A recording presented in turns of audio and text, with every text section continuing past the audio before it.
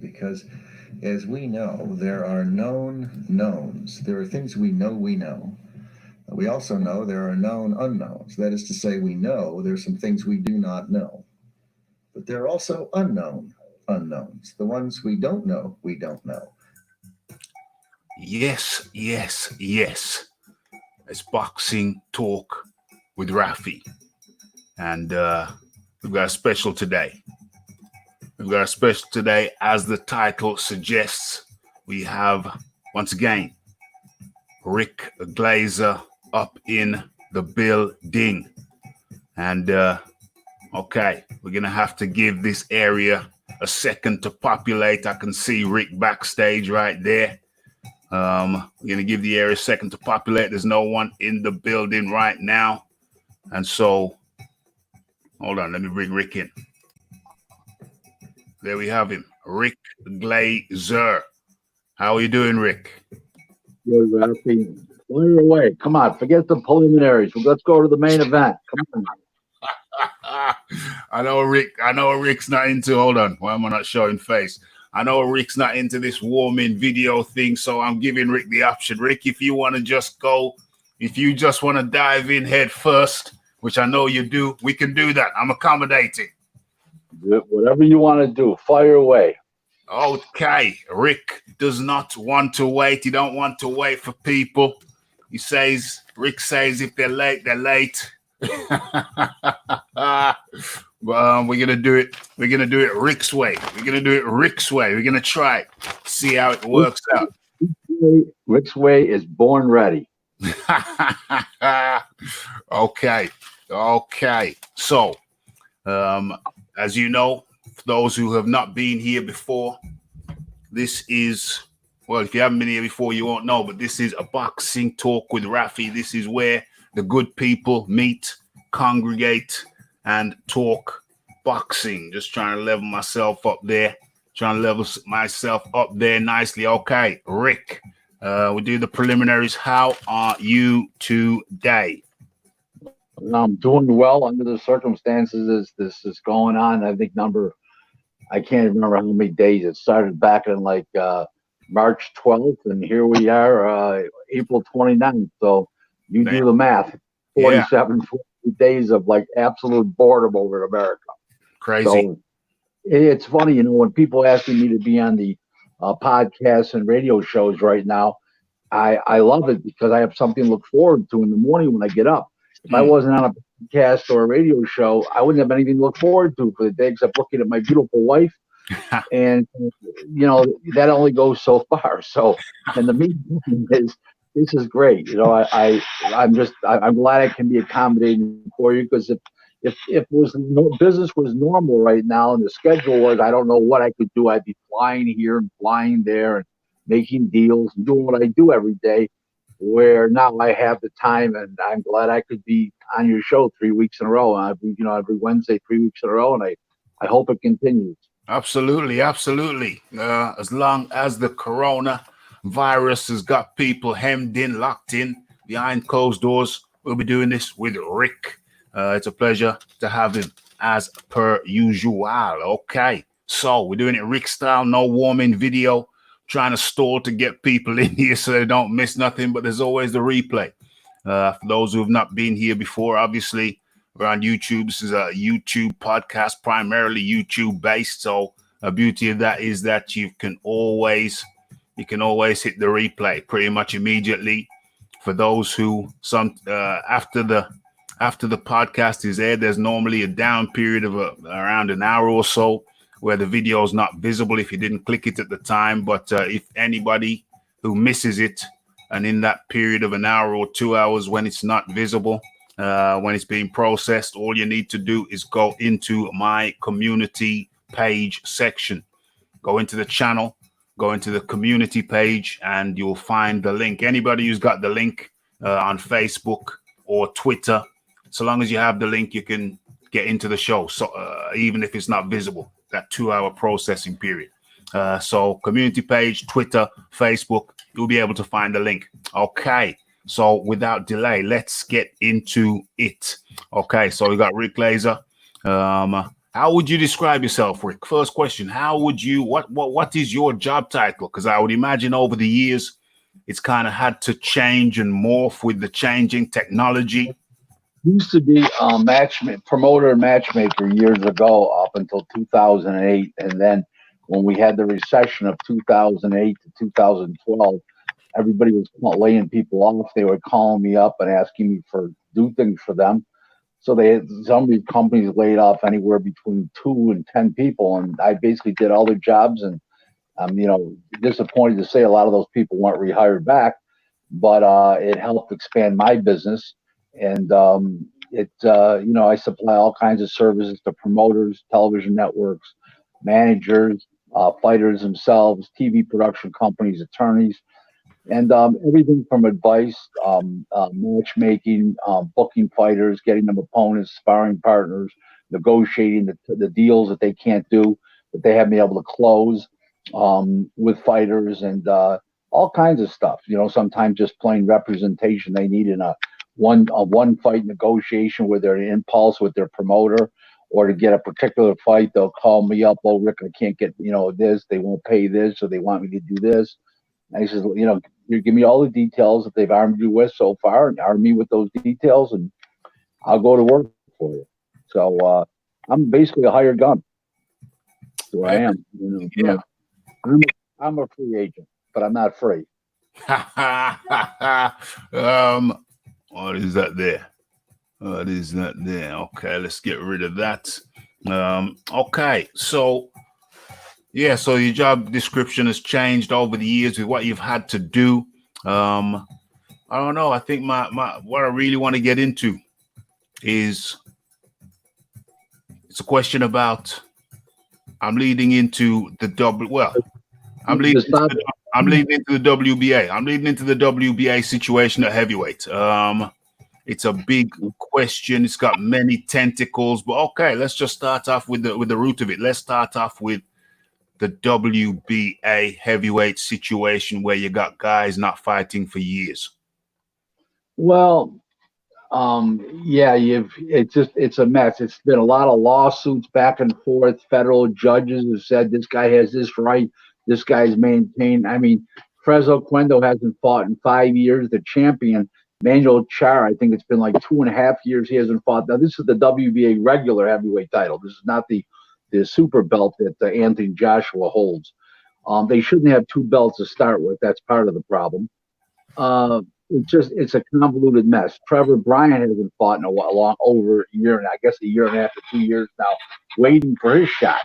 So it's just been a convoluted mess, and the WBA is at fault. Nobody's fault but the WBA. Yes, they've had fighters fail drug tests, but when Manuel Char failed his drug test, he got reinstated as champ. So they're as complicit as anybody is. I'm not a fan of the WBA, and of the 4 organizations, that's the one that I have the least amount of respect for, and they do the worst job of the 4. And it's funny, that's the oldest organization of the 4. That was the first organization, was the WBA, that's still in business today. So I don't know. I think they've outlived their usefulness to society. That's just my opinion. Yeah. How can a fighter, Manuel Char hasn't fought for coming on 2.5 years, Right. approaching 3 years. Trevor Bryant. I'll tell you what it is. There's been a whole series of fights that people failed the drug test, one or the other. The last fight, Char failed the drug test. Yeah. So he's still champion. It's you know what? It's such a cluster that I just like to stay away from it. It's like, is this really boxing? I mean, listen, as I said, I had a great line about the WBA title about 2 months ago. I said, there's more cases, there's more fights won in the courtroom about it than there is in the ring about it. That's all there is to it. It's simple. It's just, everything's a mess. Char sued to get his title back because he said the drug tests were, I don't know, were done. Collection was done, wrong with negligence. Then what's his name is still suing Frezo Cuendo. I mean, it's just a mess. The problem you got is you got three guys that can't sell a ticket. Okay, you got a guy in Trevor Bryant that could maybe sell tickets, but he's never had a fan base developed because he's never fought in his home area, not once in the Albany, New York area, Albany, Schenectady area. Manuel Char, he can't draw 5 people, and Fresno Quindo, he could draw a few people 20 years ago. Well, he's 46 years old, 45 years old now, and hasn't fought in 5 years. When people have fans, those are people that believe in him as a person and believe in him as or believe in him as a fighter. Who's going to believe in a guy that's 45 years old that hasn't fought in 5 years? Life doesn't work like that. And the WBA has just got to abolish this whole thing, and and just start over again with that. If they're going to have a WBA regular title, and if they are, let's get the show on the road. As soon as this pandemic's over, make the Trevor Bryant fight with Manuel Char, or dump both those guys, declare a vacant title, and have Trevor Bryant fight the next leading available contender. Because he's the fighter that's been ready to go throughout this whole thing. He's never failed a drug test. He was a quality amateur. He's like 20-0.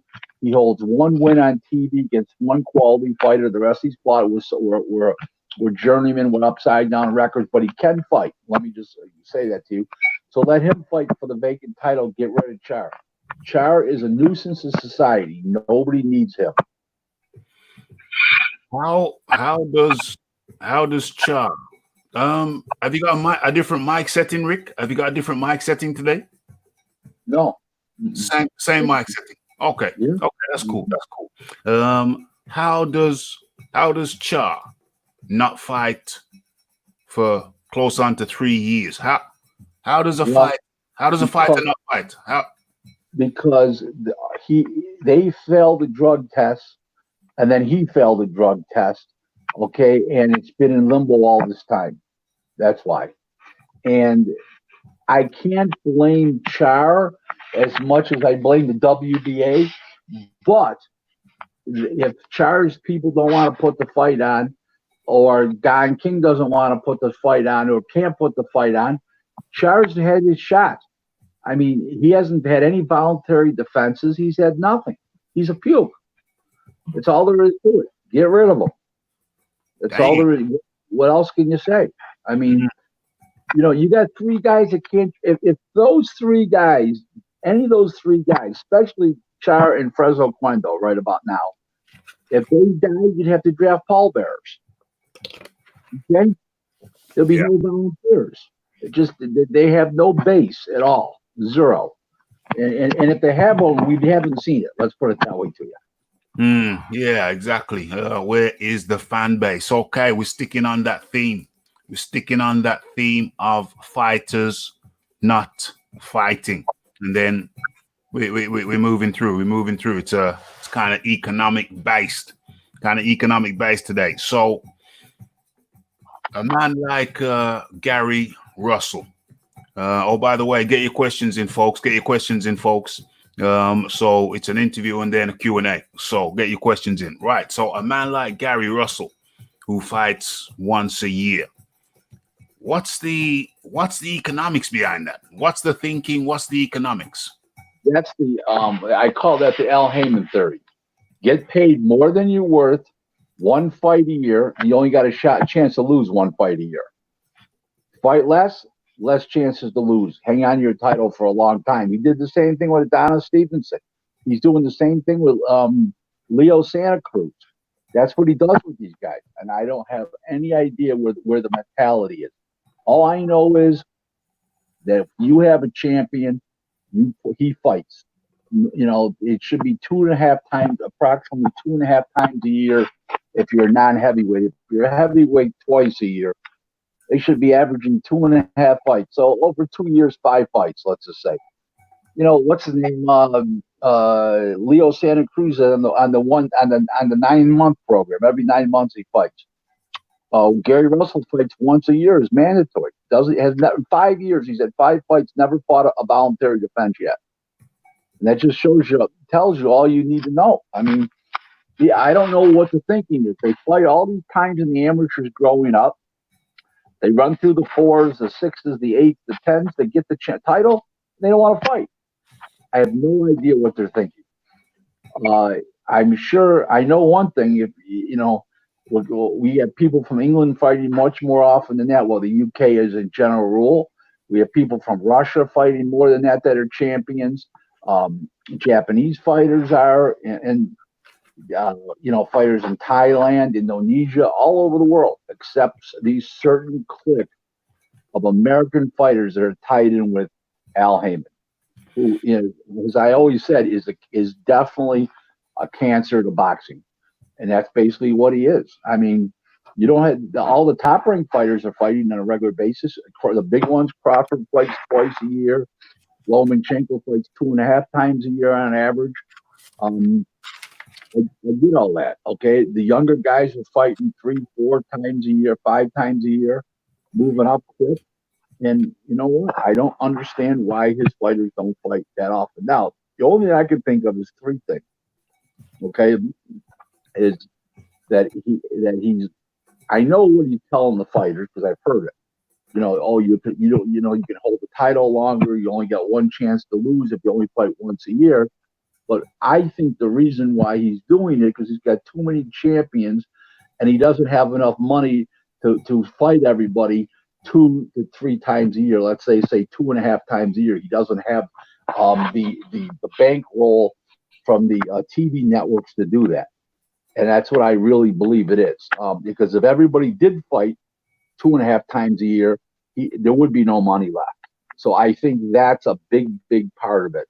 And I don't think he's telling I know he's not telling the fighters that, but he's convincing the fighters because if Al Heyman told these people, it's like the Jimmy Jones cult theory: drink the Kool-Aid, and they've been drinking the Kool-Aid for a long time.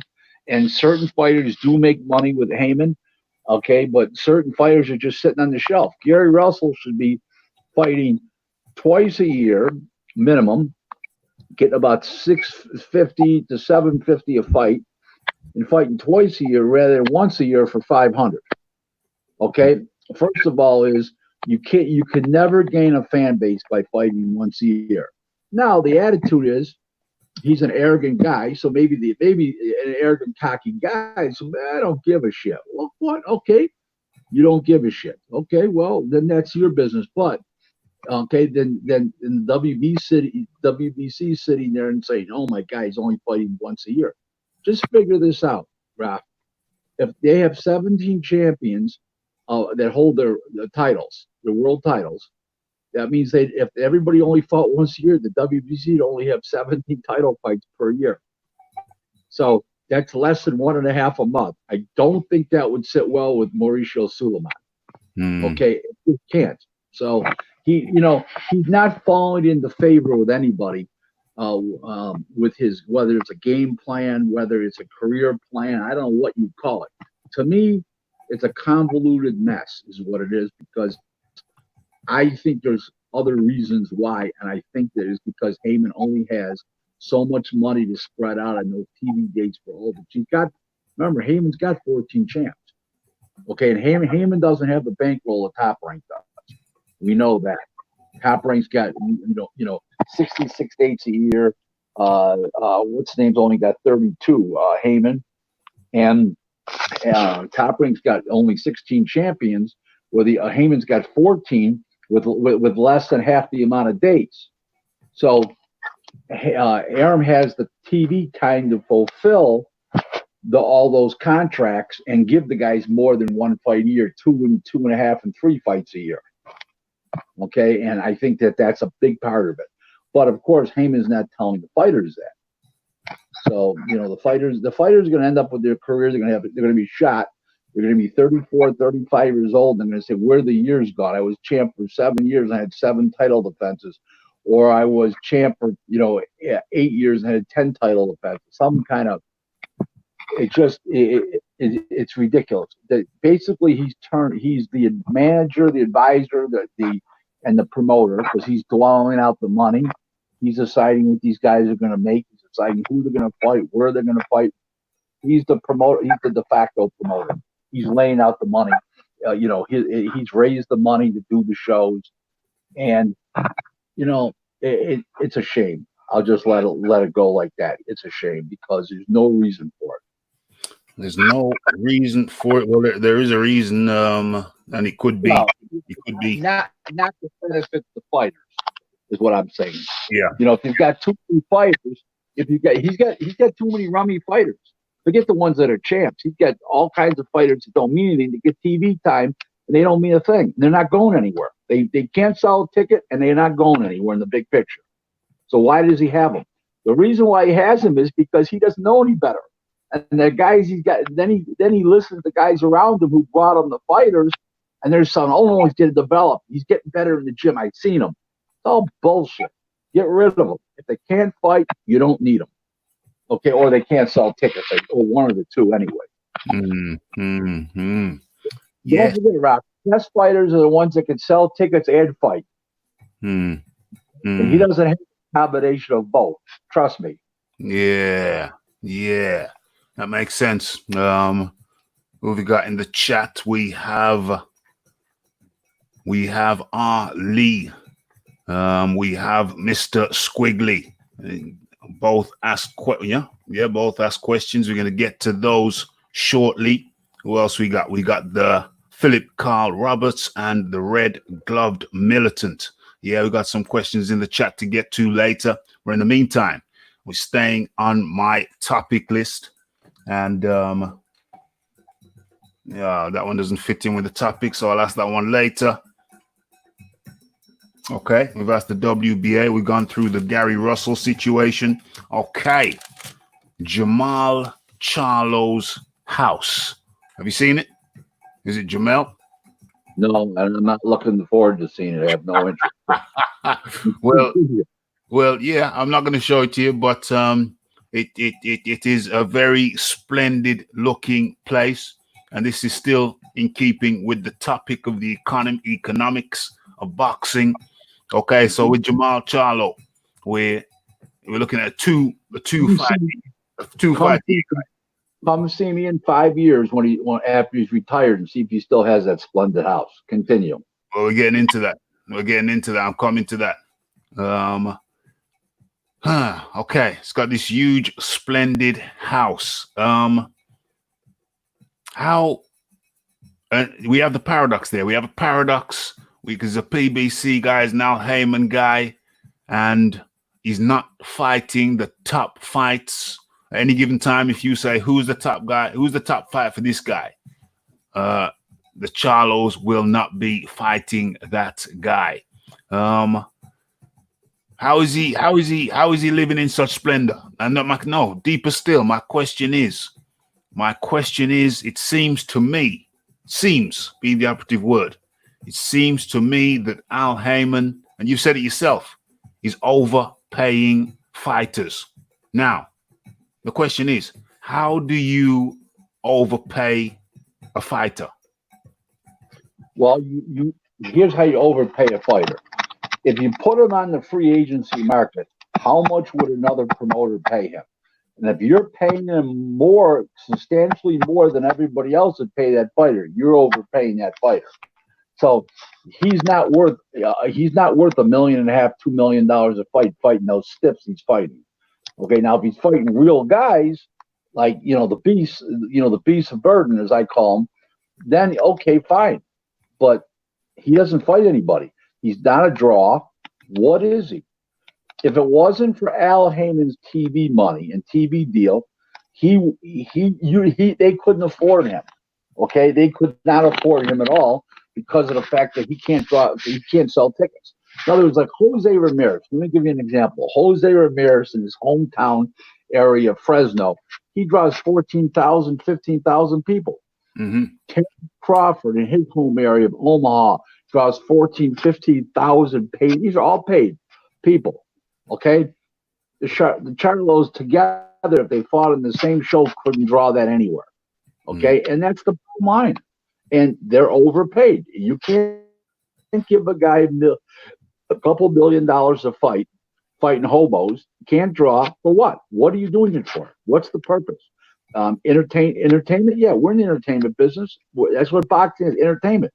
But why are you feeding guys stiffs? That's all they want to fight. Fight somebody real, and then you get a stiff next. Then you fight somebody real again, you get a stiff next. You just fight stiffs for what? What is the reason? There's no reason. The man Al Heyman has screwed up boxing. It's called cherry picking. The bum of the year club, because his guys, it used to be the bum of the month. Heyman years ago with Joe Louis, they called it the bum of the month, but it really wasn't. But the truth of the matter is, it's just all this cherry picking going on, and it's ruining the sport. It's completely ruining the sport. Yes, yes, yes. We got the fireman in the building and Shiz Biz. So let's get back to overpaying. If Charlo's getting a percentage or 2% more, where else would that 2% go? Because some people are going to be saying you can't overpay a fighter. It's impossible. Explain overpaying to me. We do, because here's what happens. He doesn't draw at the gate. The TV money is yours, not his. In other words, it's not like you're calling up, let's just say, CBS, or let's say NBC, and say, I've got Jamel Charlo. I'd like to sit down and negotiate a TV deal with you. Oh, you've got Jamel Charlo. Okay, we'll sit down with you. No, it's not about that. Al Heyman's got a TV package, and he's one of the fighters that he puts on the TV package. So it's not about, he's not getting the dates based on Jamel Charlo. He's getting the dates based on what he negotiated himself from the TV networks. So if you're not getting the TV date because of the fighter, that you've got the dates, then you're paying the guy too much, because he doesn't mean that much. Now, if you could go out and get another contract with another network because of Jamel Charlo, then you're not paying too much. Because then it's not value. Does that make sense, right? Yeah, so you're saying that basically with some of those guys under the Al Heyman contract, they're getting paid more than their commercial value. Correct. 100% correct. Spot on, Raphie. Yeah, Raphie, the more I'm on your show, the more I'm learning from you. Okay, we've talked about commercial value many times over here. We've got a particular video that's being highly requested when I had a talk with a PBC, one of the LDBC guys about commercial value, and he had no concept of what it meant. And now it seems as if Al Heyman might not know either. Oh my gosh. Okay. So, we're sticking with the theme of economics so far in my interview section, but you people in the comment section, SSB28, Lisa Bayliss, who's Sheila? Lisa Bayliss, et al., the Uncle Burnt apostrophe. You can ask questions. It's a Q&A section after the interview, and you can ask questions to Rick based on anything. Trust me, Rick can handle it. Anything. Okay. So, continuing with the economics theme from my side, we have a guy in Al Heyman who, you admit, is paying fighters more than their commercial value. Therefore, that leads me into this. If he's paying a fighter more than his commercial value, then surely it's a good place for them to be. Rick Glaser. Yes and no. Okay. No is because of the fact that they don't fight often enough. Where other companies would offer them more fights per year, would be one. Number two is he's still clipping everybody 15% for himself. So if he pays $1 million, you got to pay Al 1.5. Hello? Yeah.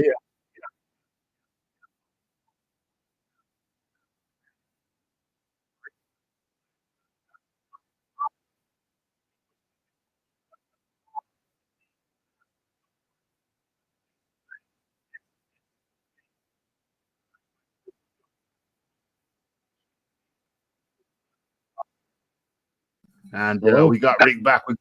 I thought the questions got too tough for Rick. I thought, no, it's impossible. It's impossible. Rick is not that type of guy. The incoming call kicks me off. I don't understand how it does that, but it does. Every time I get an incoming call, it kicks me off. Basically speaking, is going back to what we were talking about about the other promotional agencies.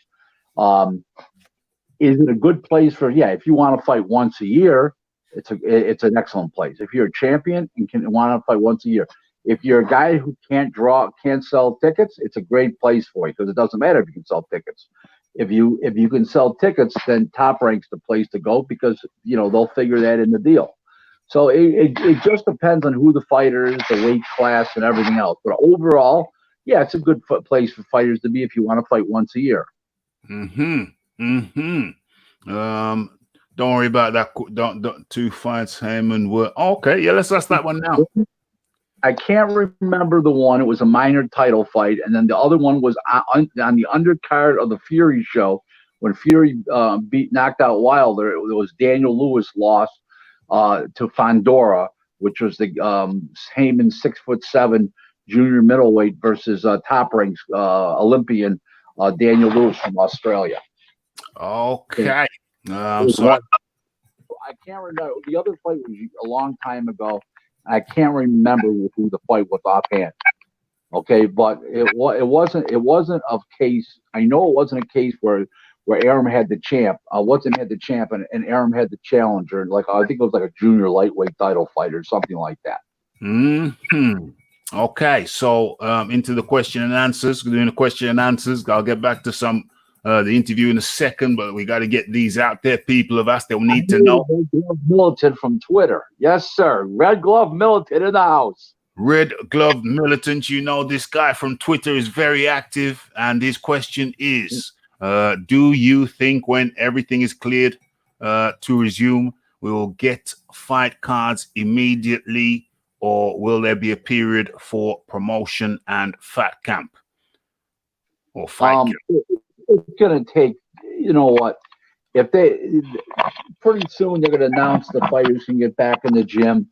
They'll open up the gyms, and then after shortly that, within 2 months we'll have fights. We're not going to have fights right off the bat because all the gyms have been closed by state laws over here, and people aren't going to be able to fly in and out of America so fast right now, with these travel bans. So we're going to have American fighters or some kind of, or if they're not American fighters, they'll at least be American based, or they'll be presently over here, like the Casamero, the WBO bantamweight champion, who was supposed to fight Newey. He's in Vegas right now training. So that the answer to that question is it's going to take 2 months before we get big fight. I think the first big show is going to be Frank Warren's show, July 11th. With Dubois and Joyce. I think that's going to be the first meaningful big fight. I think before that, you might have a little boxing late in June, but it'll be smaller fights and maybe not as known to the UK boxing fans. Like maybe a Mexican versus another American that they've never heard of. Okay, so another one from Red Glove Militant. Do you feel Charlo is correct in saying there is no one at 160 for him? I don't. What about Dovinchenko, the Russian that lost to Canelo and lost to Danny Jacobs? What's wrong with him? Well, he won't even fight him, and he's a 2-time loser in world title fights. Yeah. I don't.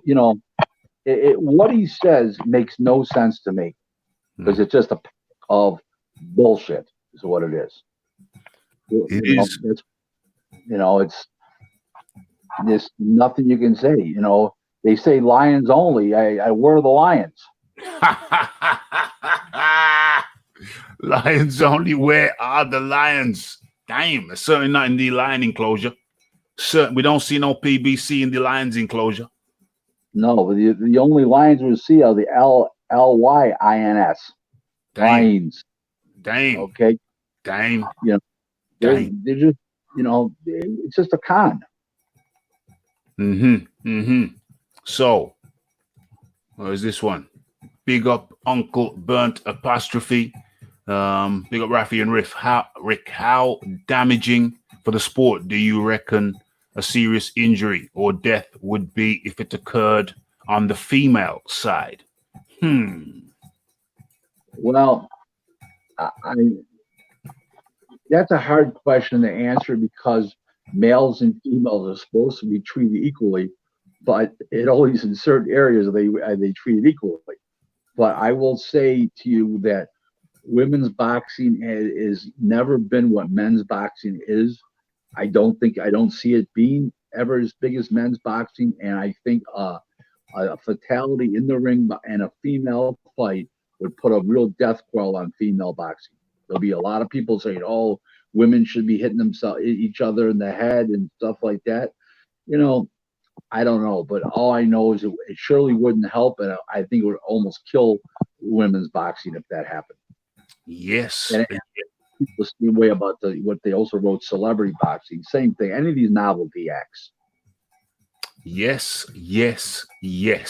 Okay, so we got another one from SSB28.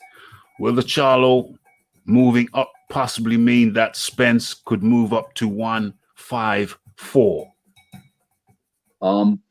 I don't know. There's no telling what Spence has left. I don't think he's got a lot left after that car accident. I don't know if he can make 47 still. I can't see Charlo and Spence fighting two fellow Texans. I just don't see it.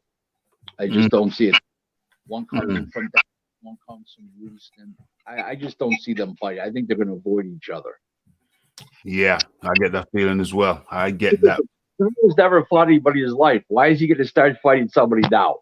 And it's a left-handed guy to boot, an Olympian, a world champion, a unified world champion. I just don't see that happening. So what was that there? What was that there? What did I see? No sound. Oh, it's okay now. Yes, Marla in the building. R. Lee says, what's your prediction for the WBSS Cruiserweight final? Breedis v. Dorticus. It's been postponed 4 times, 2 before the coronavirus. So who knows? What do I think is going to happen? Breedis is the better fighter, but Dorticus can punch a hole in a wall. I think Dorticus is a little on the back 9. I like Breedis in the fight. Yeah. Little stronger, better pins, better legs, and physically stronger. Even though that Dorticus is the better puncher. Yeah, I agree. Dorticus does have that mule kick on him, but overall, Breedis maybe the better overall package. Raph, at the end today, before we kick off, I'm going to tell everybody a real funny old story from 31 years ago. I'm 62. It's half my life ago. And I'm going to tell everybody a very funny story. And it's be worth wait. Everybody wait until the end. It has nothing to do with boxing, but you'll enjoy the story. Stick around for Rick's story time at the end. I used to give these guys a bedtime story. But I thought to myself, I'm going to save that for the book.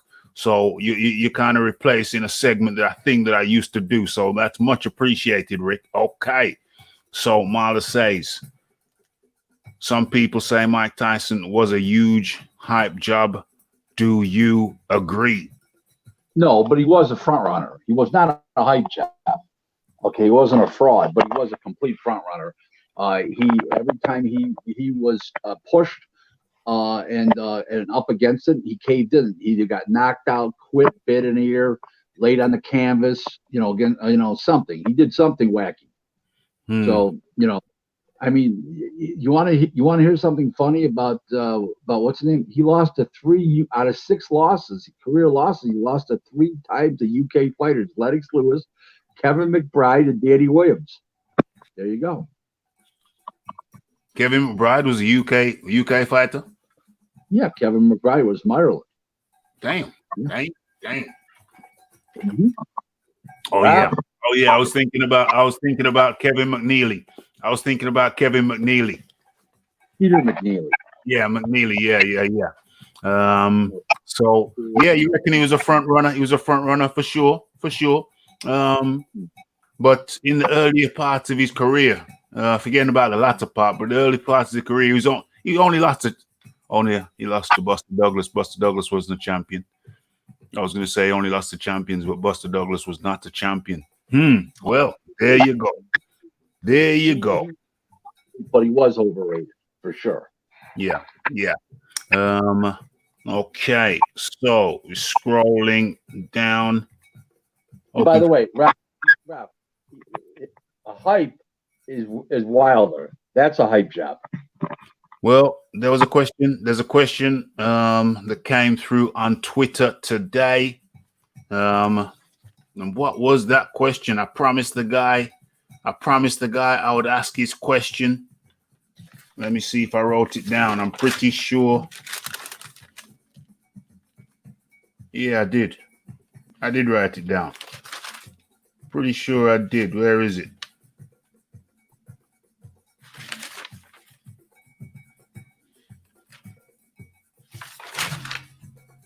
Okay.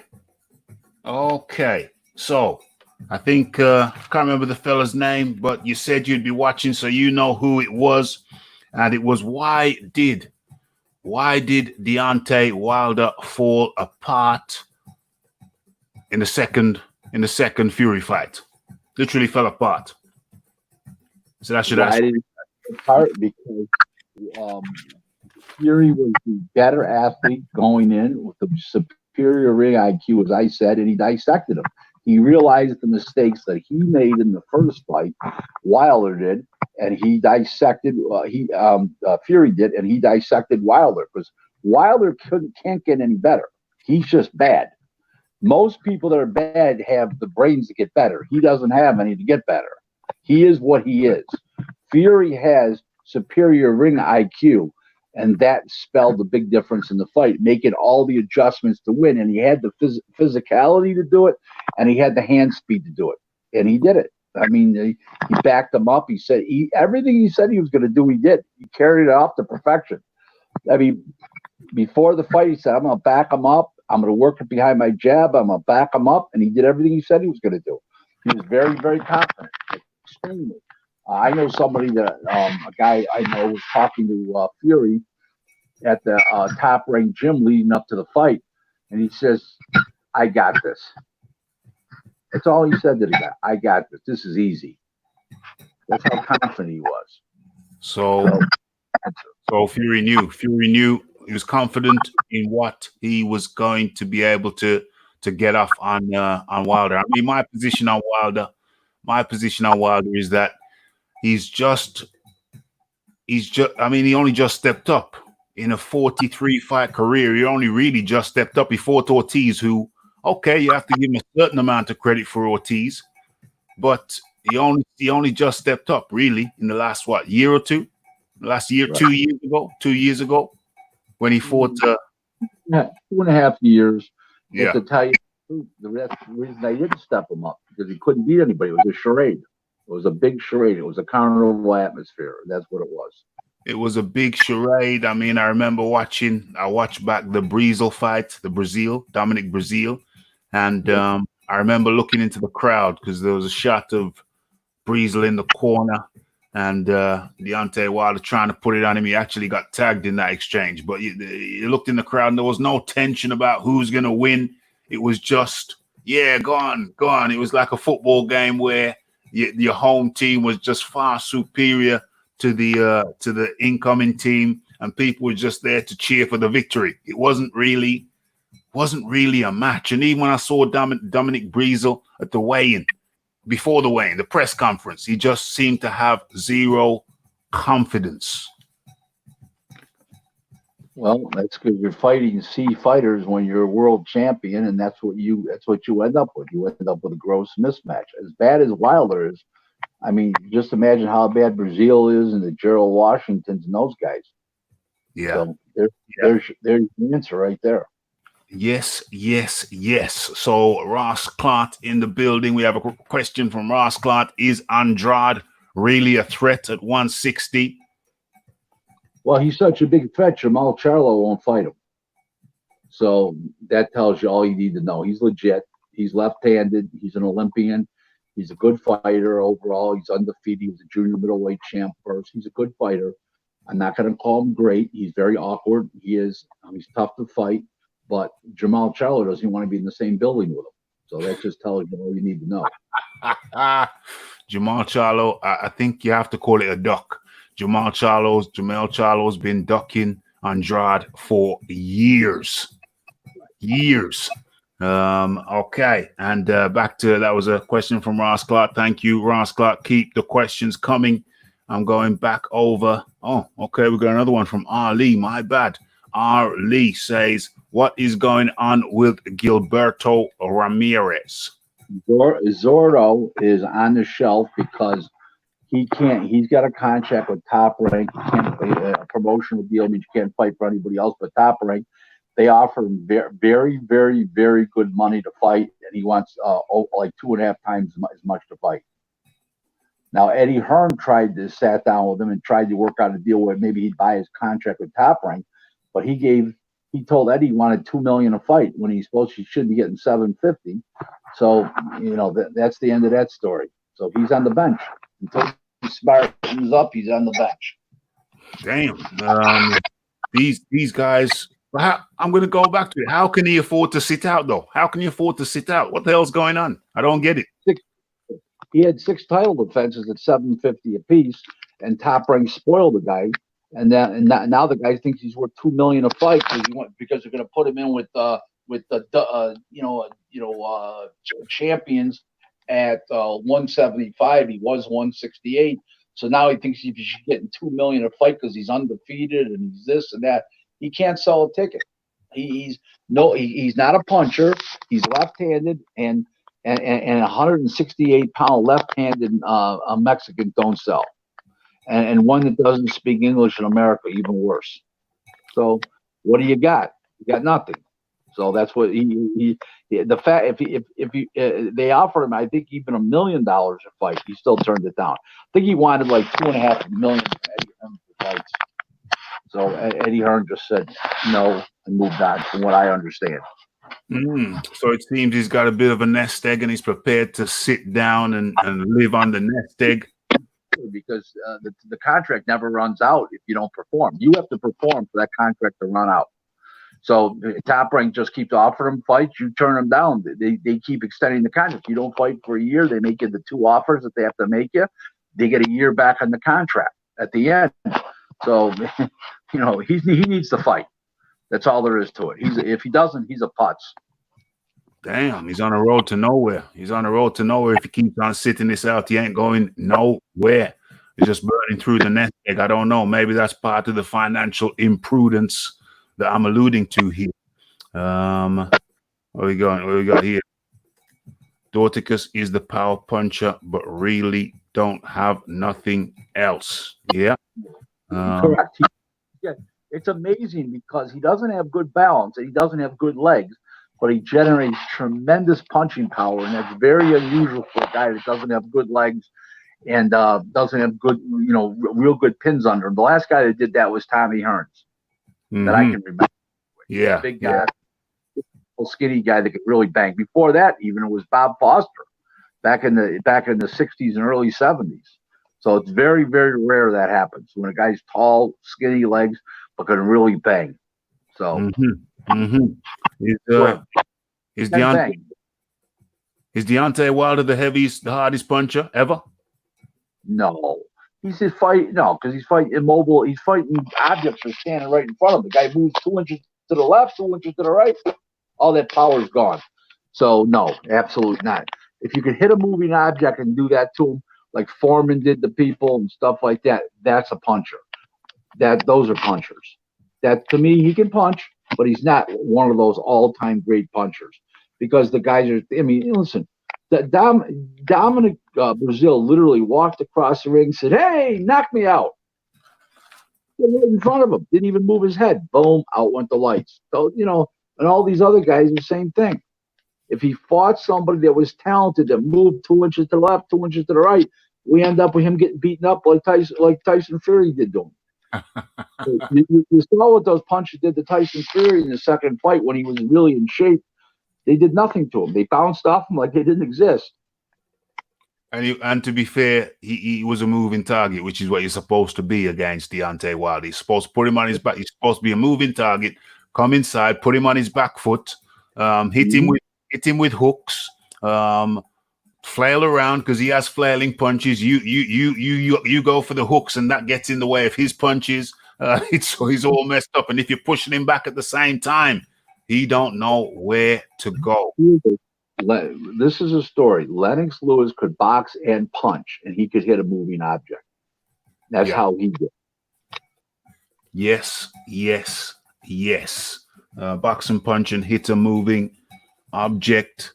Oh, we got more questions. Damn, people are flooding them in today. Like we like it. Do you think Manny will fight Crawford before he rides into the sunset? Okay, let me set that up. So I think it was, where are we now? Are we Monday? We're not Monday, we're Wednesday. Okay, so I think it was the Monday show. We looked at a piece saying Aram said that both parties are interested, both Manny Pacquiao and Crawford, Terence Crawford. They're both interested in the fight. Both have been approached. Both are interested. So it looks possible. So can you speak on it for us, Rick? Speak on it. I think the Mikey Garcia fight fell apart with Pacquiao because Mikey Garcia wanted too much money, and that killed that fight. He was going to pay Manny what he wanted, but it fell apart because Garcia overpriced himself. That, from what I understand, not positive, but it's the way I heard the story. And then he might end up in Aram's lap to fight Crawford. And you know what? I hope it happens because Crawford needs a marquee, huge name to get his name out there to the public, and buying Manny's title. He'll be a BA and BO champ. And a big name. It makes a lot of sense for Crawford's long-term market value, and I think it'd be a big victory for him. Okay, so you're saying, to your point of view, there's only one winner in that fight, and that's Crawford. Oh yeah. It's not even debatable. The big difference between 41 and 32. There's a big difference between being, a little shop one. He's short. He's there to be hit. He'll engage, and Crawford's the real deal. Crawford's the best 147-pounder in the world. You don't hear anybody from that. You don't hear Spence. You don't hear Thurman. You don't hear all these guys. Danny Garcia wanted to fight him. The only reason why Sean Porter wanted to fight him, was because that was his biggest payday out there. Because Thurman, he can't fight Thurman. Pacquiao won't fight him. There's not enough money to go around. He's already been through all the PBC guys. What about the drug testing? What if Pacquiao says he's not interested in the drug testing? I don't think that's an issue anymore. I think at one time it was, but I don't think that's an issue anymore. I don't think he's doing that anymore. If he did it then, but if he did it then, that was a different issue. But I don't think he's doing it anymore. Okay, so questions are coming in thick and fast.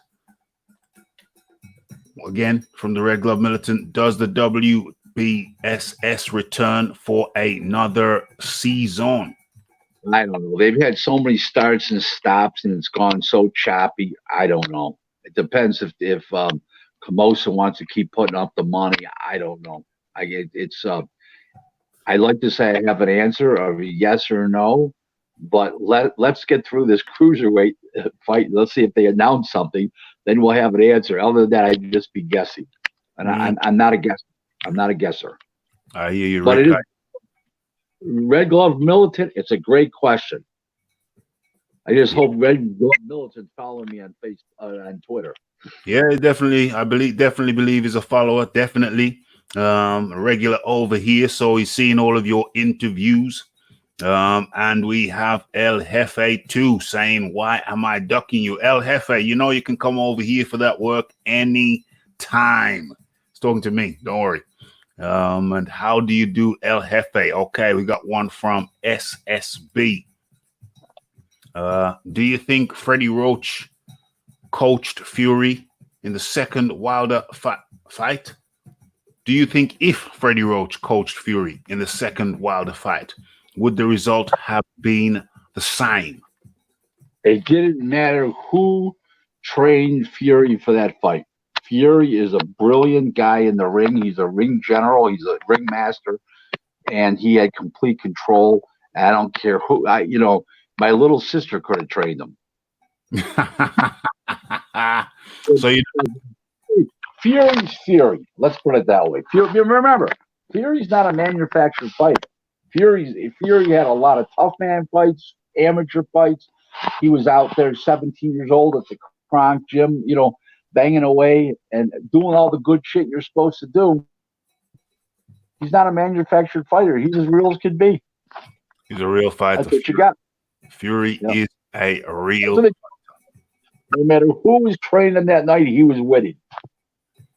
So you don't think Sugar Hill and the Kronk style was a key component in the victory? No.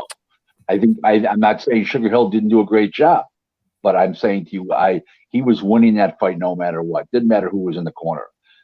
He's like a robot. Hey, there's a fight. It's 12 rounds. You're getting $26 million. Okay. Oh, who am I fighting? How tall is he? And is he left-handed or right-handed? Okay, I'm in. Beep, beep. He gets ready. He's just a programmed guy. He knows what he's doing. He's a professional. He had some blimps in the road after he beat the Klitschko. He beat Klitschko, Vladimir, and then he got a little screwed up on alcohol. And but since then, he's made a big comeback as a You're cutting fighter. out. You're cutting out, Rick. Rick. You're cutting out somehow. He made a big comeback as a fighter. He made a big comeback as a person, and he made a big comeback in his general persona to the public. And I'll tell you what was really cool. Okay, Fury gained so many fans after he knocked him out, and he grabbed the microphone and he thanked everybody, and he said, "I told you I was going to sing before you, didn't I?"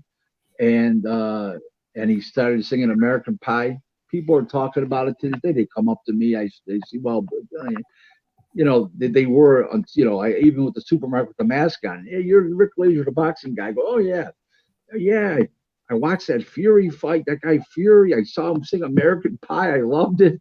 I mean, there's just so much people calling me on the phone.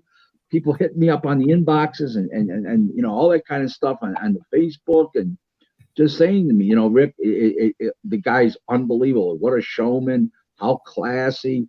There was not one bit of negativity coming from any human being in America about Fury. Now, LDBC, they're not human beings.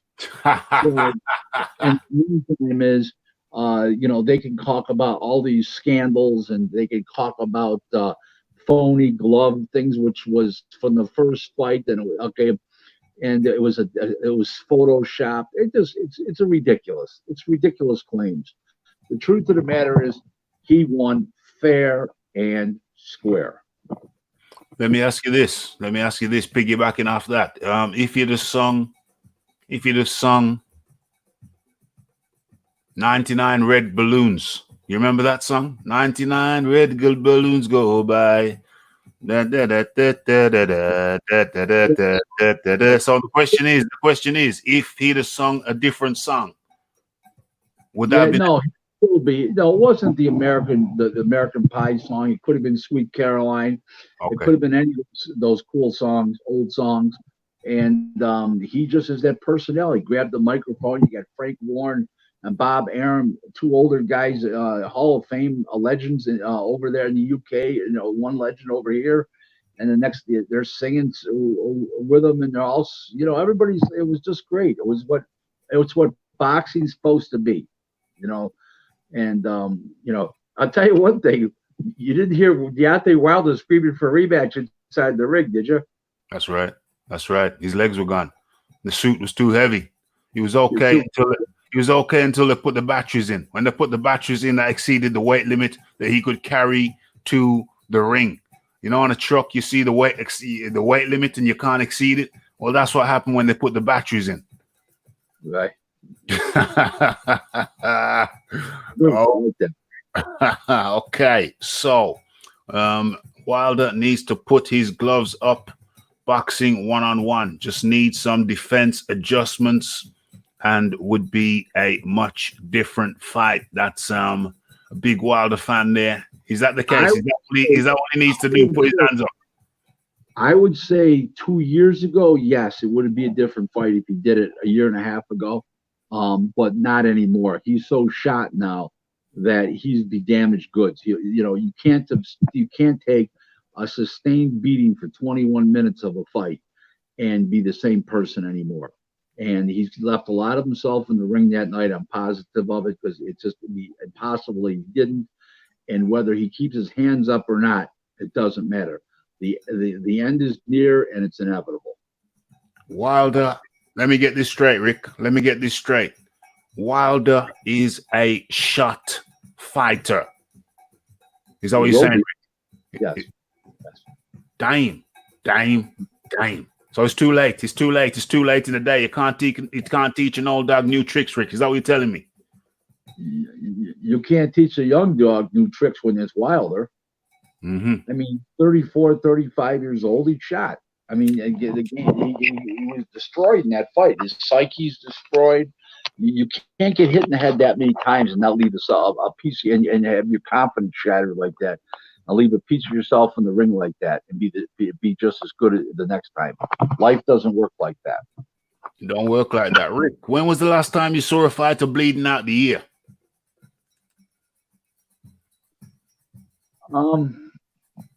No, I don't even remember, but there's been quite a few times I have. Okay. Never a good side. No, that's what I'm saying. Because when you look at when you do the research, bleeding out of the ear is never a good thing. It's never a good thing. Okay, we got a fantasy fight question. Damn, they're coming thick and fast this time. Who would win out of Wilder versus Razor or Dominic? What is it? Was it something Dominic? Ruddock? Donovan Razor Ruddock. Razor Ruddock would beat him. The best of Razor Ruddock that fought Mike Tyson would beat Wilder easy. I have to agree. Razor Ruddock.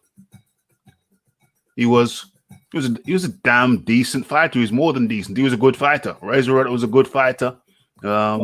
He just happened to run up against guys like Mike Tyson, guys like Lennox Lewis. They had a rivalry, both Jamaican heritage, both immigrated to Canada. Big rivalry there. Big rivalry there. It didn't last too long. It lasted all 2 rounds. Which one? The Lennox Lewis one. It didn't last too long. It lasted 2 rounds. Yeah. About 4.5 minutes. Yeah. It was an early bath, as we say over here. Or early bath. Was this one here say, wow, I never thought of how bad Wilder's opponents are.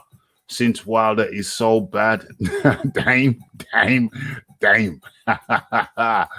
Ped up in the building. Okay, how do you think Gucci would have done against Lennox Lewis? It was the identical fight when Lewis was not in the best shape and wasn't working with Emmanuel Stewart.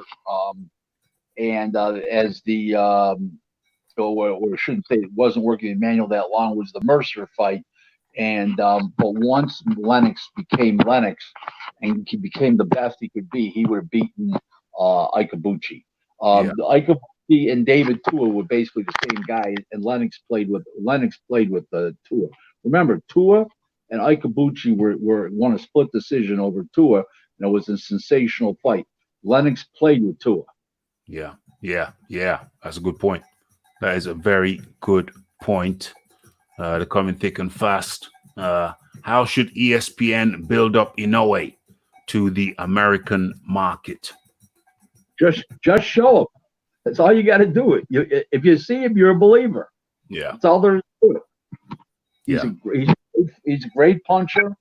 Not saying he's a great fighter. He's a great puncher, and he's exciting. That's all you need to be in America to be adored. Be a great puncher and be exciting. And he's both. That is true. What about the size? Is there a size issue? The size count? The size really matter? No, a star's a star. Doesn't matter. The bigger guys get paid more.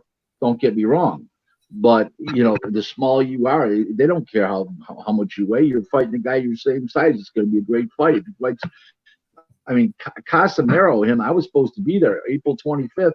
Last Saturday, I was excited from knowing about that fight was going to happen. I was ready to go to Vegas. I was excited, and this coronavirus hit, and that was somebody said to me, "What's your biggest disappointment about the coronavirus coming?" I said, "The lack of income because of it, and not being able to see a Louis and Casemiro in a timely fashion."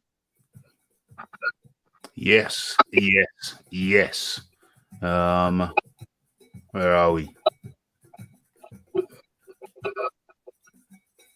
Okay, so Marla says, Lennox, when put under pressure, used to gas like he had what?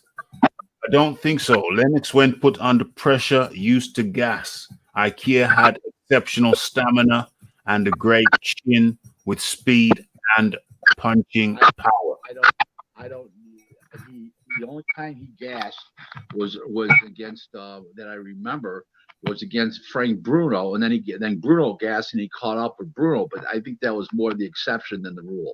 It happens occasionally, but that's completely, please discount that. So the other time I saw Lennox gas, that was in South Africa. But I think that was altitude. Yes, that was the altitude, and also he came over on like 6 days before the fight. That was just a mess. It was a mess. But he didn't have a gas problem. He was fine. Yeah, I have to agree. I don't think Lennox had a gas issue. No. Where are we? Do you believe Joshua got knocked out in sparring prior to Ruiz Jr. won? Knocked out or knocked down? There's a huge difference between being knocked out and knocked down. Yeah, there is. I don't believe he got knocked out. No, I believe he got knocked down. Yes, but I don't believe he got knocked out. Yes, one of them's like you're laying there out, and your eyes are shut, and you say, "Hey, AJ," and he doesn't respond. That's knocked out. Guy goes down, gets up. That's not knocked out. Yes. Jarrell Big Baby Miller. Share your thoughts, Rick Glaser. He's with Top right now, and he'll get the fights. He'll get the exposure in America and on international TV, and he'll probably two smaller fights, and then get back into the thick of things. He's been out of action for a while now, about a year and a half, and it's going to be a long road back to redemption for him because of what happened. But Bob Arum knows how to do that, and he signed with the right promoter. And I really believe that after a couple, little smaller wins, I mean, small is not going to be small, but it's not going to be real title fights, and he'll put himself into contention again. I could see Fury beating Wilder again, and then Fury fighting Jarrell Miller. I can see that happening. You can see Fury fighting Jarrell Miller before him fighting. After he beats Wilder. Yeah, I'm saying after Wilder, you could see Miller. You could see Fury fighting Miller before he fights a Dillian White. Yeah, I could see that. They'll make a deal. I can see that. Or some kind, maybe Dillian White versus Jarrell Miller. That makes sense. Something like that. Mm-hmm. They'll fit in. Let's put it that way to you. Yeah. What does Fury do? Who does Fury fight after he beats Wilder again?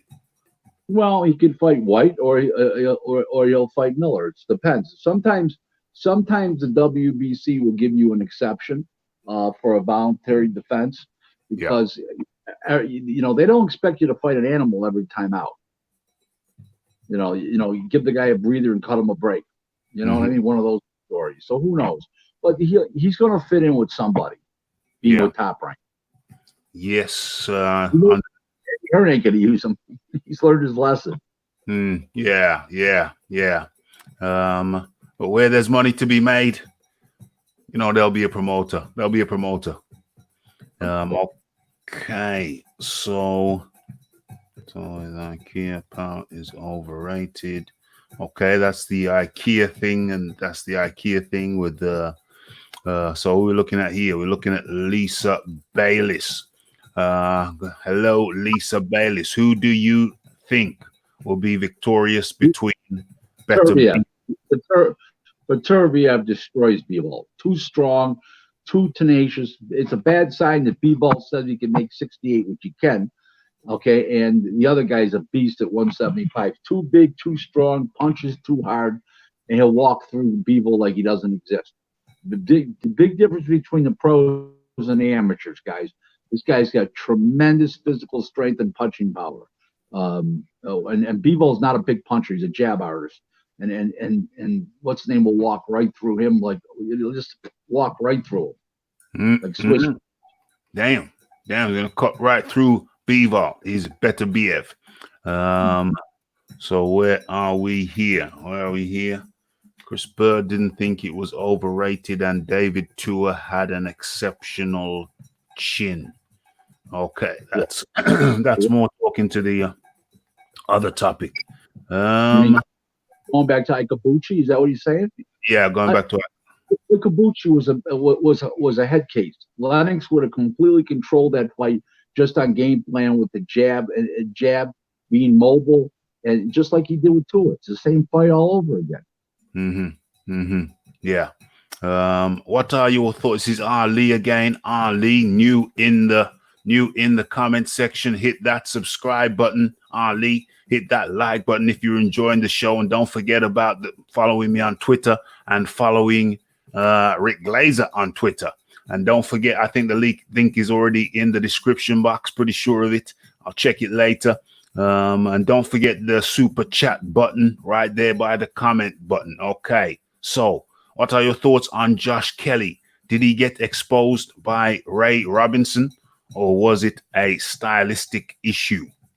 Well, if it's a stylistic issue, he still got exposed because obviously he can't fight a tall left-hander. So, no matter what, he was a little exposed. I think he's overrated to start with, but I think he's a good fighter. I see him as he could be a future champion, but I don't think he's going to be a dominant champion. That's for sure. He will not be a dominant champion. Okay. So he's one of those guys that can lose by accident. He can beat a lot of guys, but he'll lose one night when he's supposed to win. But you don't think he's going to lose, and then he loses. One of like the Gale did with Caleb Truex, one of those stories. Yeah. Okay. So what's this question here? How prevalent do you believe or know PEDs to be in boxing? Many believe they're all on them, so to speak.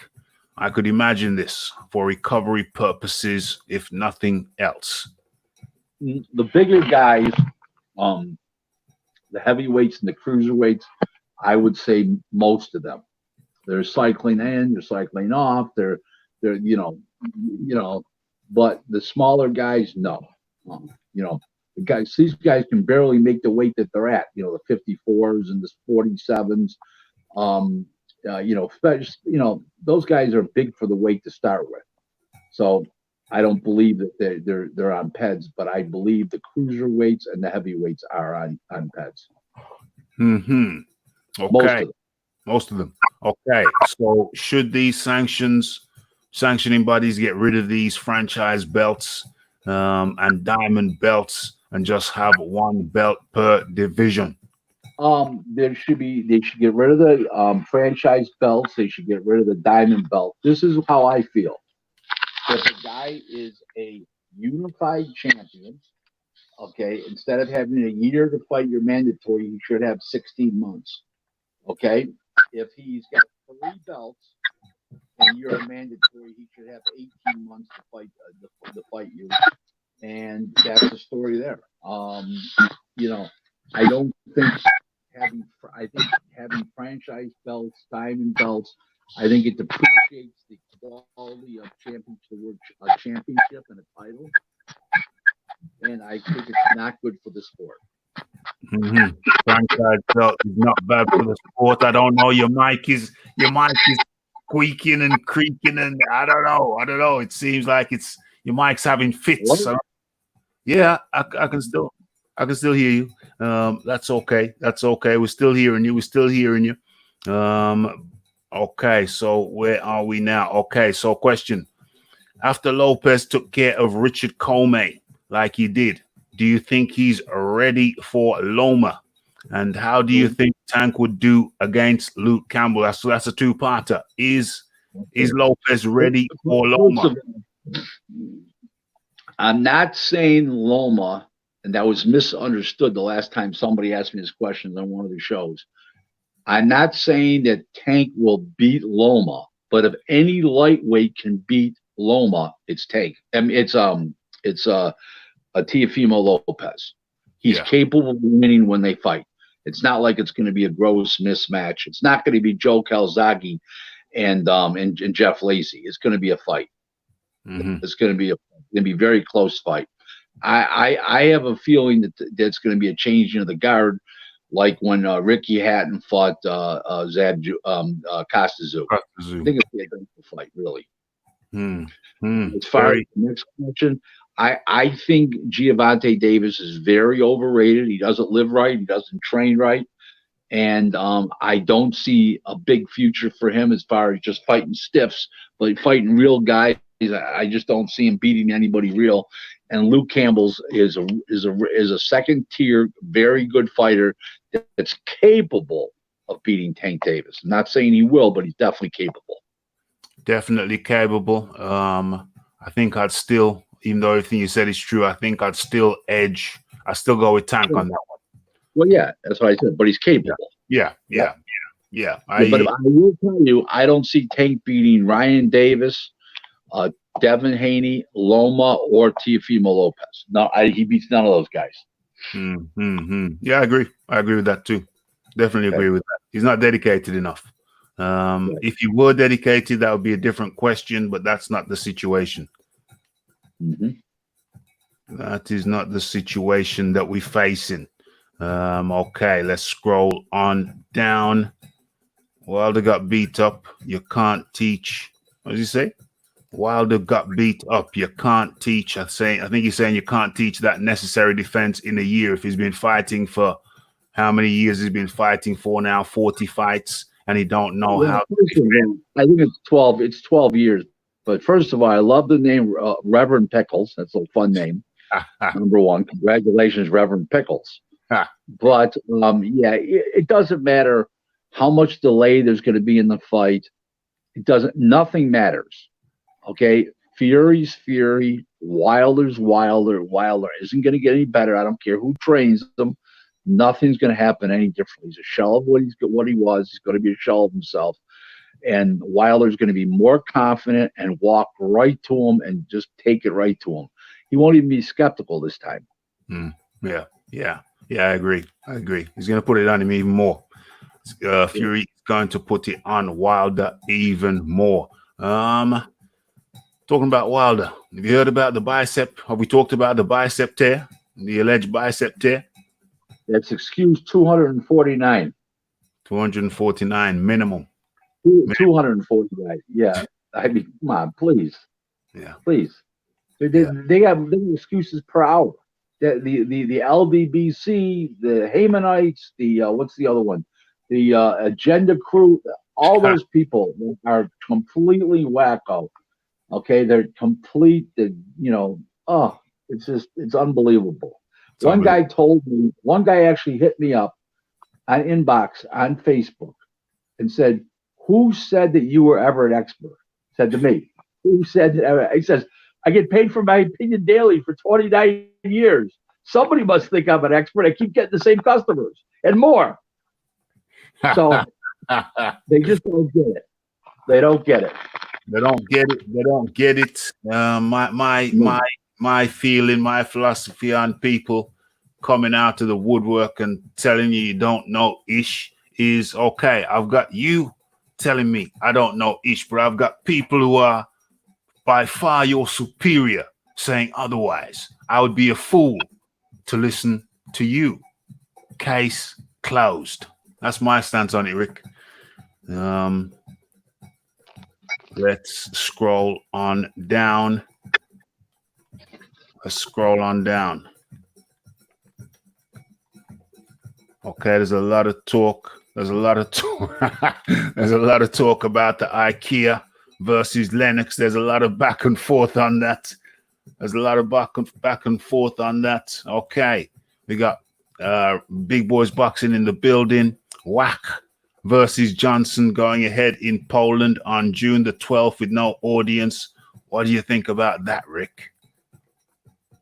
Who cares about either fighter? I like Kevin as a person, and he was a good fighter at one time. He's lost like 4 or 5 fights in a row now.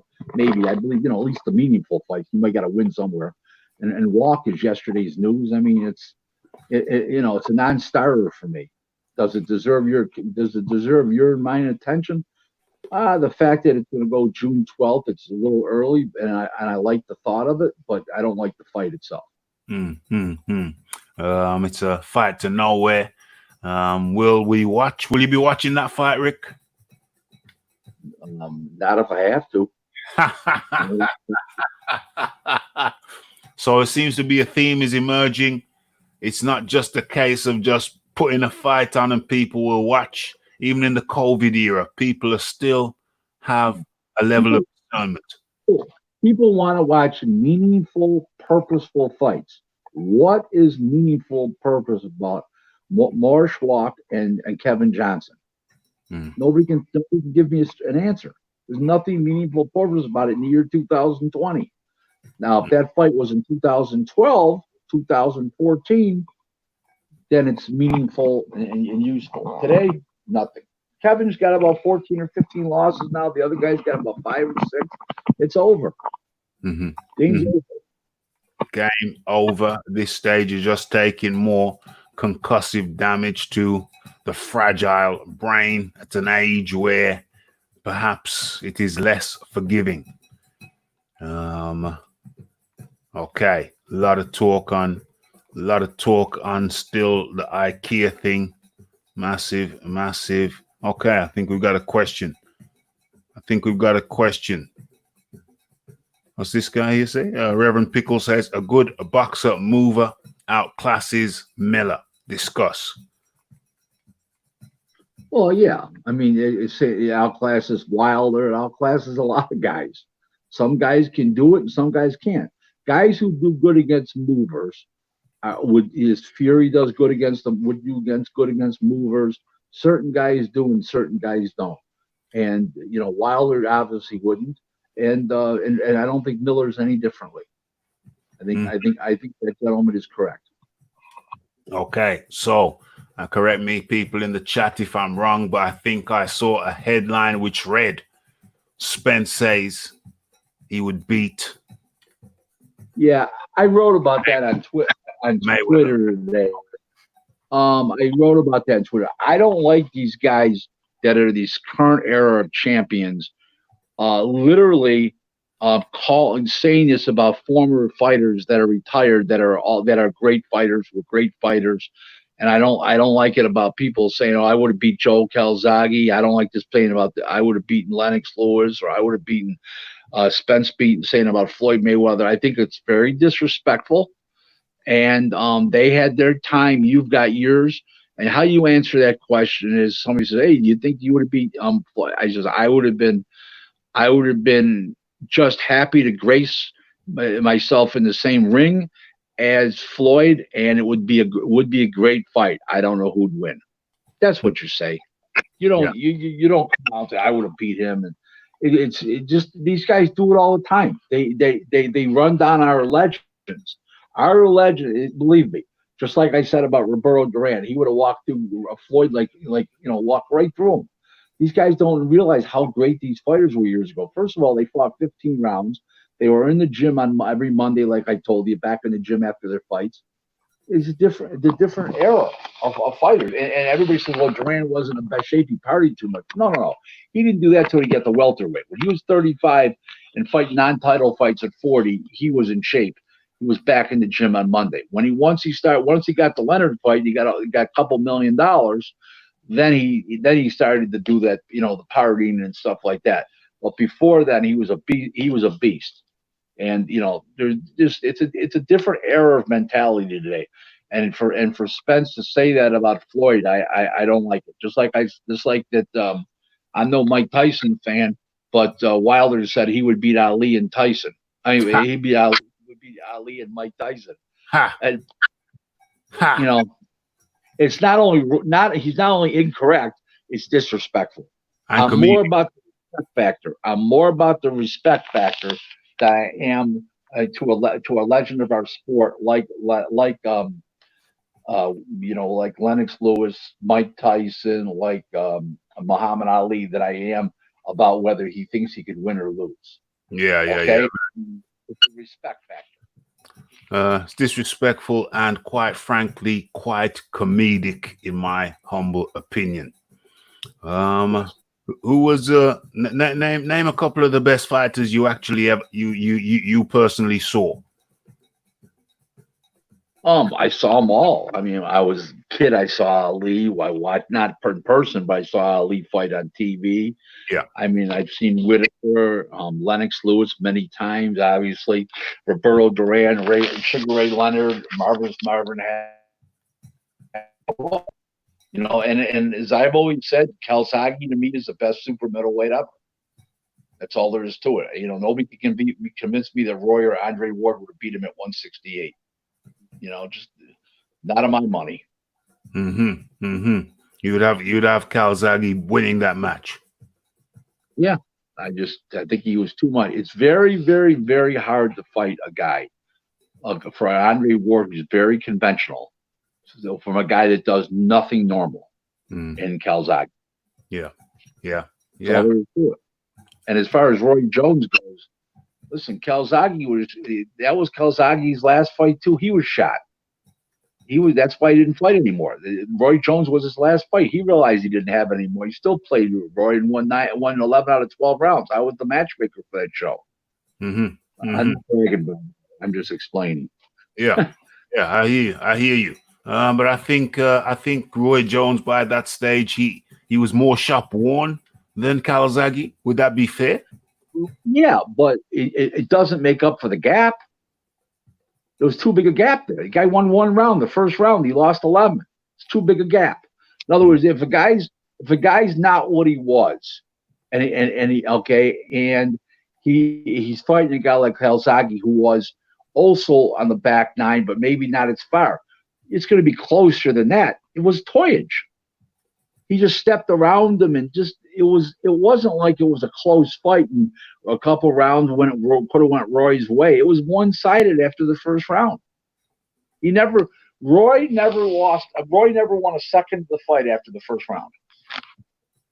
So to me, that's an indication of how, well, you can look at it different ways. To me, I think that's an indication of how shot Roy Jones was rather than, well, that was the key point to me. Raph, you're 100% right.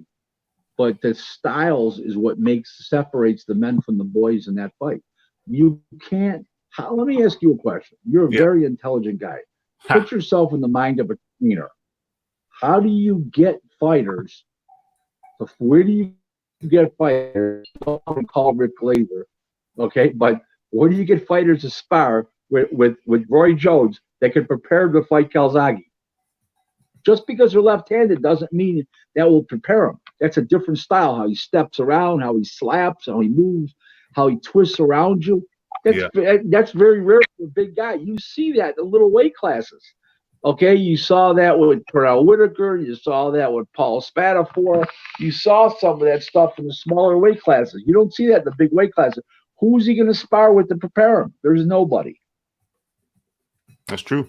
Okay, there you go. That's true. That's true. Calzaghe, I'm not saying anything against Calzaghe. He's a special. He's a very special talent. Very special talent. I would not argue with that whatsoever. Big Boys Boxing says, I would have thought the guys in the lower, I think this is the PED question again. Big Boys Boxing said, I would have thought the guys in the lower weights would be using weight cutting agents rather than muscle building agents. Okay. He's correct. Okay. Correct. He's right on that. I misspoke before. What I meant to, I should have said steroids are the bigger weight classes, the 200-pound, the cruiserweights and the heavyweights. They are using PEDs in the smaller weight classes, diuretics to cut the weight. Yes, they are. I missaid that. I confused the word. I was thinking steroid when he said PED. I was thinking toward the steroids. But this gentleman here, Big Boys Boxing, is correct on that. The little guys do use diuretics to cut the weight. No question about. A lot of them do. No question about that. Yes. How do you rate Hughie Fury? And do you think his jab is similar to the great Larry Holmes? Fury is above average, but just average. Okay, he's solid, but he's not going to be a world champ. He doesn't have enough physical strength, enough power. He's got a good jab, but let's not confuse it with Larry Holmes' jab, please. I mean, Larry Holmes. I mean, that had radar attached on the end of it. If you had a head, he would find it with that left hand. Believe me, it's nowhere near Hughie Fury. It's a nice jab, and it's a good jab. And if he was training fighters and he taught them to use that jab, that would be great for the fighter. But you can't compare him and Larry Holmes' jab. I mean, that's like one of a kind. You know, I mean, he knocked guys out with a jab. He knocked out Lorenzo Zanone. He knocked out another guy from Spain, and Investalista with a jab, basically. Alfredo Investalista with a jab. I mean, that guy had a power jab, a flicking jab. Then he had that short jab where he'd throw it short, have you walk in, and then he'd clip you with the right hand. He was just a ring general, and that has a lot to do with how good your jab was. Where Fury, Hughie Fury is not a ring general, so that makes a big difference. Big difference. Should we go back to same day weigh-ins? 100% yes. 12 o'clock the day of the fight, weigh-ins. Okay, 11 o'clock at the earliest. Between 11 and 12. That's it. What's the benefit? What's the benefit? 9 o'clock in the morning. Not 9 o'clock in the morning, not the night before. I mean, they got to be mid-afternoon in Vegas because they go on the East Coast time for 6 o'clock for the big shows. So they have them on the ESPN screen at 6 o'clock dinner time here. And that means at 3 o'clock they're on the scale. That means they're basically getting 33 hours to recover. I mean, come on, it's ridiculous. Miguel Borchardt, go back to the film, ladies and gentlemen. Okay, you go to YouTube, look at Michelle Borchardt, and it happened on November 2nd in Carson City, California. Literally, he fought Jason Sosa. Look at the size difference because he was able to rehydrate from 3 o'clock the day before. They looked like they were in 8 different weight classes. One guy looked like a middleweight, and one guy still looked like a 130-pounder. Take a look at that. But they're not. Yeah, but the opposing. He had him down like 5 times in 5 rounds or 6 times. It was ugly. It was really a mismatch. Put it this way to you. Jason Sosa was so small. Twice, what's his name's back was to me. I was ringside. I was in the first row. And I looked up and I couldn't even see Jason Sosa. His back was so big and his legs were so big. I never saw Sosa for like a second both times. That's how big the other fighter looked. Damn. So yep. The knock on And that. it showed in the results. It showed in the results. So the knock on that is the same day weighing is that it can leave fighters dehydrated. It should be if the main event's scheduled to go off at 11 o'clock at night, okay, then it should be a maximum no later than 12 o'clock a weigh-in. If it's scheduled to go off at 10 o'clock at night, the main event, then you can do 11 o'clock weigh-in. That's my honest opinion. 11 hours is more than enough, folks. So the knock on that is that it may take more than 11 hours, may take 24 hours to fully rehydrate. And if you're not fully rehydrated, Right. then you can have less fluid around the brain than is optimal, which then leaves the fighter more prone to brain injury. Injury. Yep. Yeah. Mm-hmm. But you still maintain, that the same day weighing is preferable. Why? Why is it better? Yeah, why? Because you guys are blowing up too much. They're in the wrong weight class. That's why. So same day weigh-ins would prompt fighters to fight in their appropriate weight class. Correct. And it wouldn't give one fighter as big an advantage over the other fighter. Correct. Okay. Okay, that's a good thing. Big Boys Boxing says it's the music screwing up Rick's audio. But I think I've always played music, though. I think I've played the music every time Rick's been here.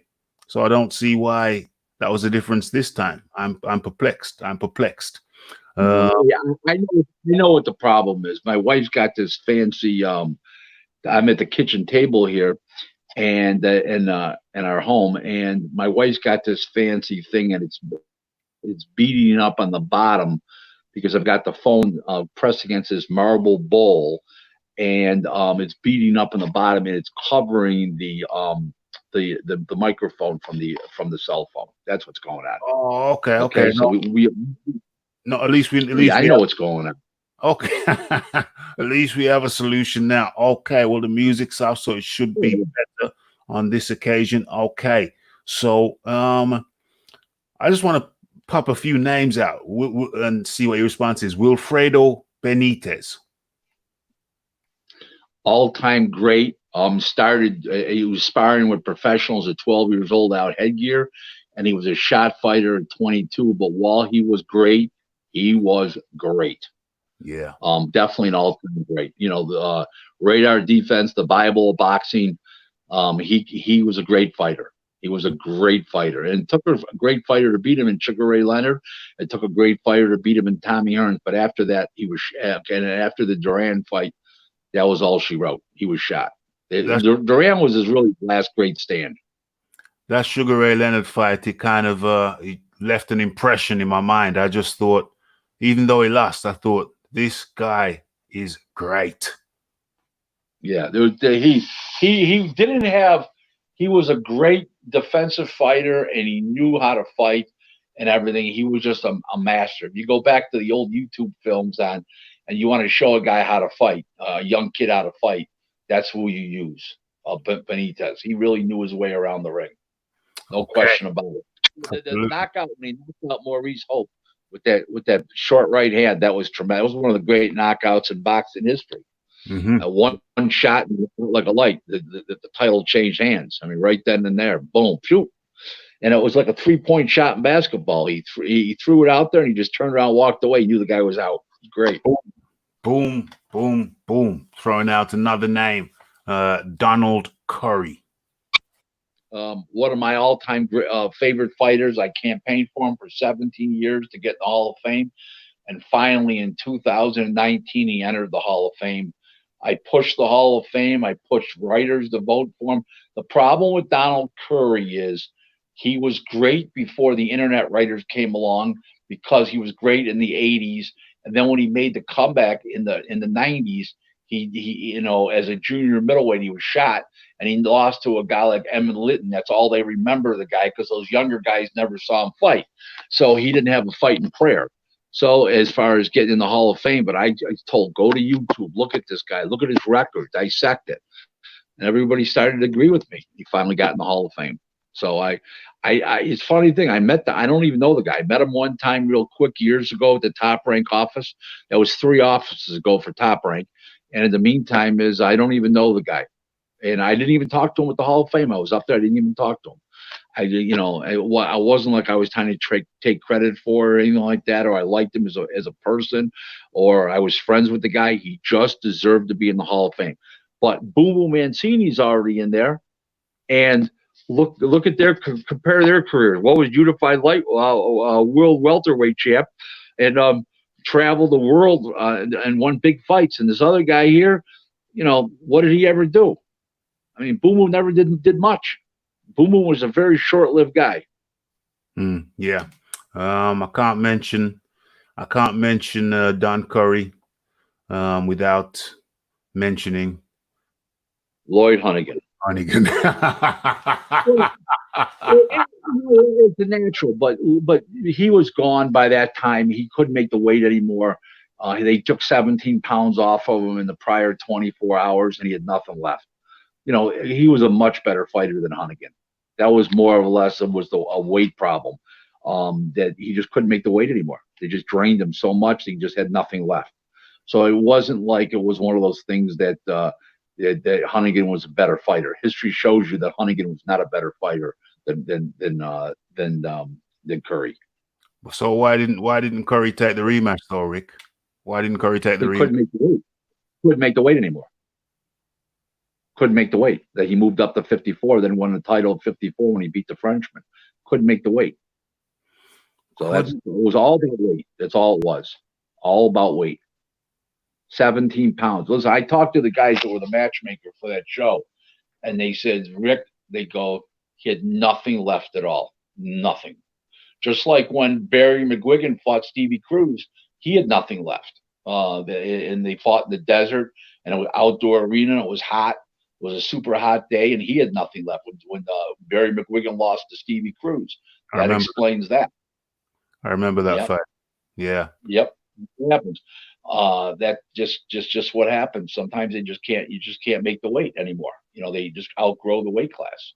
Yeah, but from a UK perspective, Rick, I have to say, what a night. What a night. No question. But they go both ways. Barry McGuigan lost his title the same way. I mean, it goes both ways. It can happen anywhere. It can happen anywhere. It's just the way it is. It can indeed. So where are we at now? Where are we at? What is it? I just skipped. Hold on. What's going on? Listen, if they have, hold on. Yeah. If they lose too much weight, then too dehydrated, then that means they're not in their weight class. That's correct. That's what I said. Yeah. What was you gonna say, Rick? What was you gonna say? We're running out of time. I'm gonna tell that funny story. Well, we got 14 minutes to go. I'm gonna tell this funny story now. So it's 1989. I'm 31 years old, and I was full of piss and vinegar, and I was single and stuff, and had quite a few ladies. So I had this one woman I was fooling around with, and she was a little married, living with her husband, So this is before caller ID. Obviously, he calls me up. And he says, "I caught you." I says, "You didn't catch me. I'm not married to you." That's not the funny Raphie. That's not the funny part of the story. Oh, damn. The funny part of the story is, the funny part of the story, they get divorced. In the year either 2008 or 2009, I don't remember, basically 20 years later, okay, I run into the guy at the big mall here. He says, "Rick Glaser," right? I go, "Yeah, I'm such and such." "Hey, how you doing?" I didn't know what the guy's reaction was going to be, but he approached me. It was polite. So I said, "I got to tell you a funny story." He says, "I've substituted myself for saying it happened to a friend of mine, but I've told that story hundreds of times what you said to me that day when I called you up." Okay? I said to him, I says, but yeah, but they're gonna really laugh at a story like that. Aren't they laughing at you? He says, that's the embarrassing part. So he was telling the story and he changed it around that, oh, this happened to a friend of mine when it really happened to him. Damn. And people are laughing uncontrollably. And in the meantime, he's been belittled now at that time for 20 years telling that story.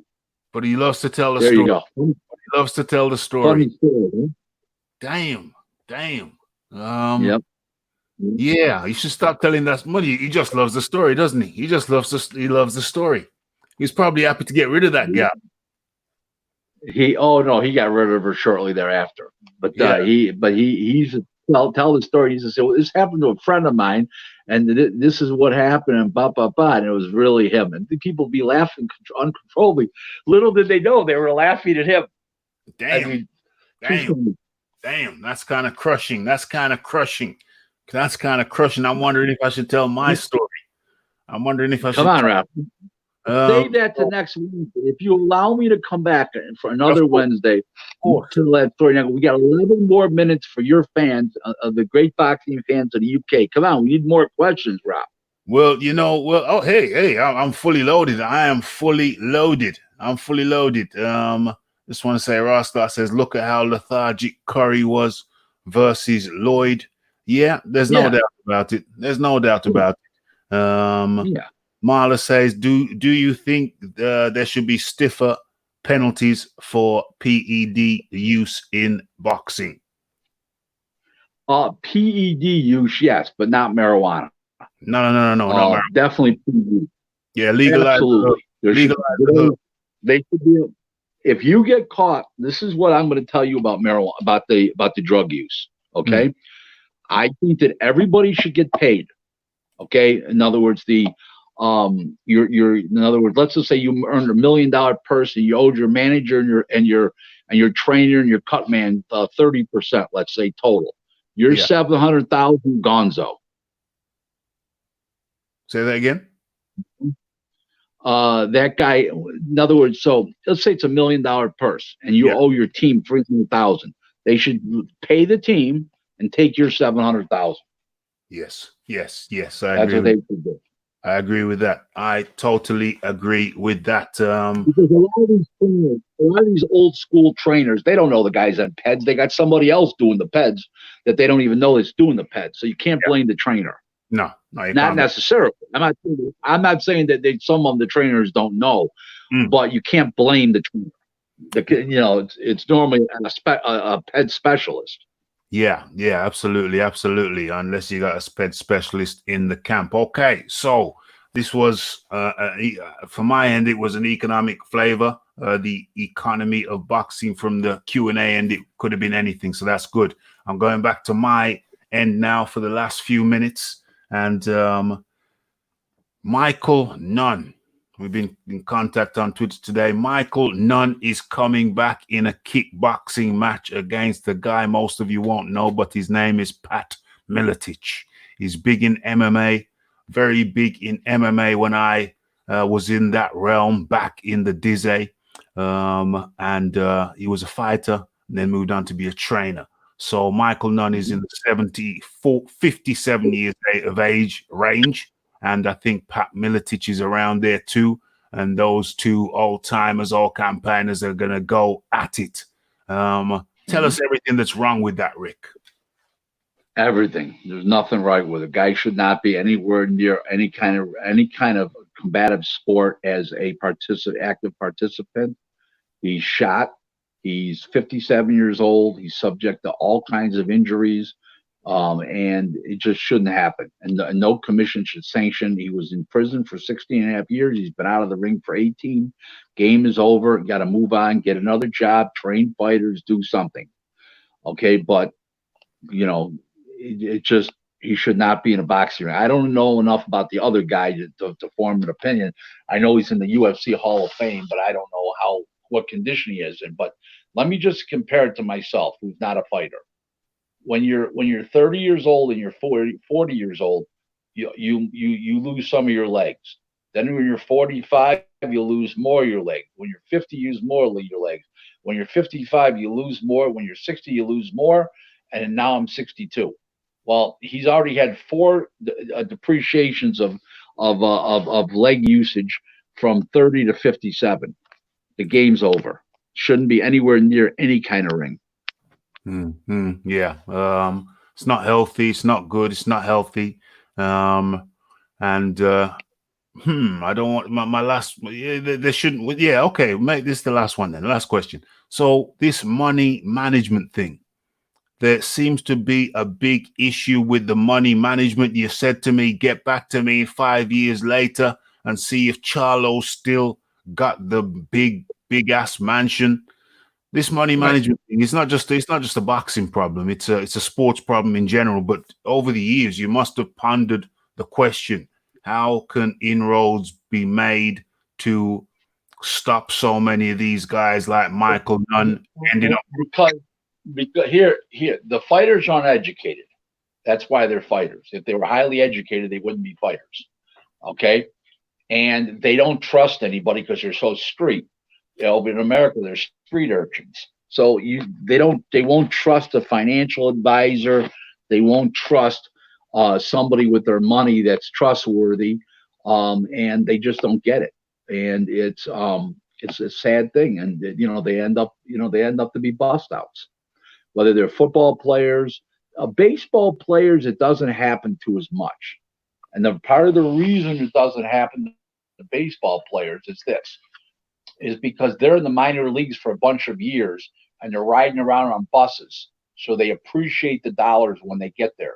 Where the other sport, they come right out of college and they go right into the NBA, they go right into NFL football, and they don't appreciate the money because it happens so fast.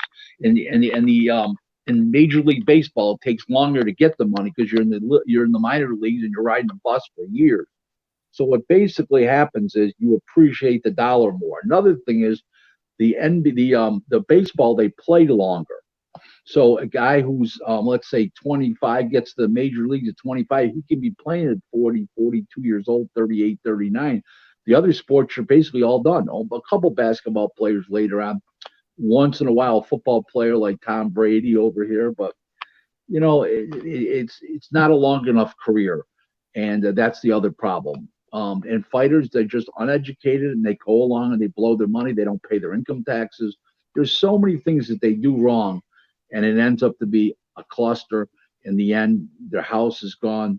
The great line is, okay, your legs go, your money goes, and then your woman goes. So there you go. OMG. Have you ever thought of a model that could lessen the occurrence of that? Yeah. I would like to say that every 25 cents on a dollar that a fighter earns net after paying his taxes and after paying his people go automatically into a long-term annuity form with a like a Merrill Lynch or somebody over here, one of the big financial companies.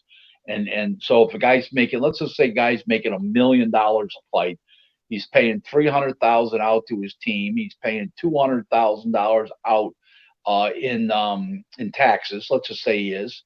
Okay, he's got $500,000 left. Okay, so 125,000 comes off the top and goes into an annuity account. And now he's got 375,000 to live on until his next fight, and even maybe save more money. But something's got to be done. It's got to be done, and it's not a good look. Something has to be done. Yeah, something has to be done. It's been going on too long now. The stories are too old. Look at Holyfield and look at Tyson. Look at the prime examples. Crazy. I mean, Tyson's only made a comeback because his name is so big and he's doing all kinds of things. Holyfield's a bust out. They lost his house. Tyson had lost his house. I mean, come on.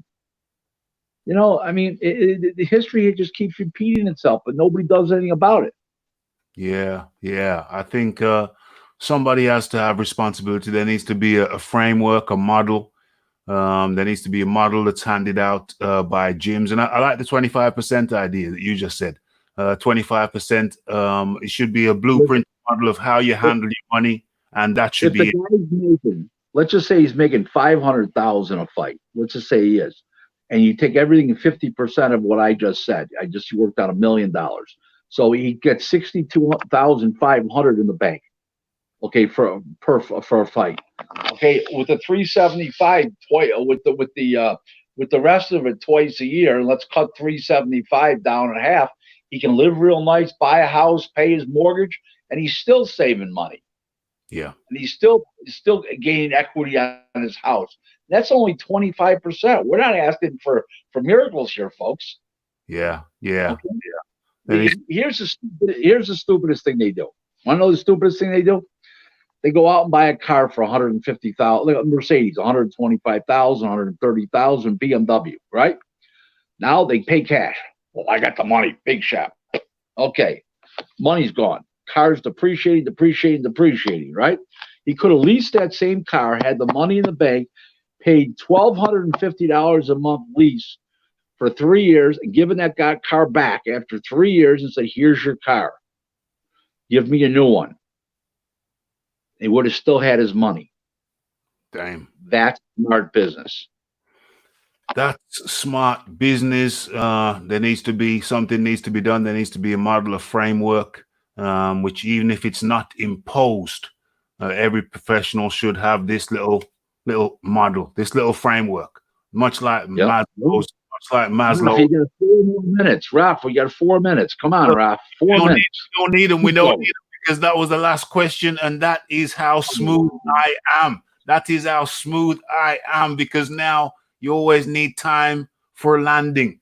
Always leave time for the landing. Yes, you're at the airport, but you're not clear yet. You got to land the baby. Rick Glaser, we're going for records here. It's the 3rd time in a row that we've had you on, and it would be our pleasure if you would agree to come right back on next week and next week and next week. We just, hey, as long as the virus is going. Yes, I will be here every Wednesday as long as I'm able to speak and the virus is going, because if the virus is going where there's no boxing, I'm going to be here. So, I mean, even if I'm making deals and stuff where we're back where I'm at least making the deals going forward, but I won't be traveling, I'll still be able to do this show and be happy about it. Raphie, you've been a great host. You ask great questions, and you're as professional as they come.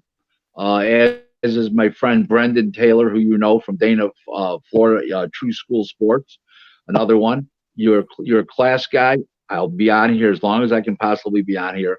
I'd like to say thank you. Good evening to all the great boxing fans of the UK and wherever you are, you're listening, watching. And I'd like to say thank you. And I look forward to next week, same time, same station. Combat. Radio. Raphael Dawkins, Combat Radio. One. Combat Radio. Here we are. Thank you for having me. Hey, Rick, it's a pleasure. It's a pleasure. We're getting people through this COVID era. And I know they appreciate it. We see the appreciation in the chat, and looking forward to doing it again, Rick, next week, Wednesday, 9 p.m. UK time, right here on Raphael Dawkins Combat Radio. Much appreciated, Rick. I'm ready. Thank you. Have a great evening, folks. Bye-bye now. Likewise. Okay. And then there was one. That's awesome. That is awesome. Good interview. Enjoyed that. Thanks, fella. Stay lucky. I'm just going to drop the link in the chat in case any of the guys in here want to come on in and chew the fat for a few more minutes. Just in case. Boom. Links in the chat is not obligatory, entirely option, just in case. Okay. So what we have here, we have the Reverend Pickles. Good interview. Enjoyed that. Thanks, fella. Stay lucky. Shiz Biz says. Big up, Rick. Absolutely. Much appreciation goes out to Rick making himself available to the Raphael Dawkins Combat Radio crew all through the COVID-19 virus era. You heard it from Rick himself. Good content. Thanks to Rick and Raphie. Good chat as per usual. Much obliged. Take care, Rick. Mr. Squiggly says, thanks, Rick. Cheers, Raphie. Also, Marla says, great chat, Rick. And yeah, damn, the screen seems too big. It looks like it's widescreen. Yeah, great stuff. Great chat from Rick. Great questions from you guys. Went ahead and followed Rick's advice. He said, Raph, we don't need no warm-up. We don't need no warming video. And I tentatively agreed. And yeah, it's cool. Because on the replay, it's just boom, straight in. So yeah, I want to give a big thanks, big shout out to Rick Glaser for being very much a gentleman, coming on and sharing his wisdom, his intellect, and his insider knowledge. And also testing my interview skills because, you know, Ricky fires that hot lead. It's like more like from an Uzi. It's like psh, sprays it. So yeah, it's a good challenge for me, which I enjoy. You know, I enjoy a challenge. Okay, so I think we're gonna cut that one there. Just leave this as a boom, Rick Glaser special.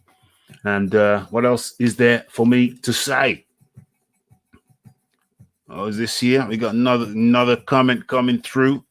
What else is there for me to say other than? Where's the emblem?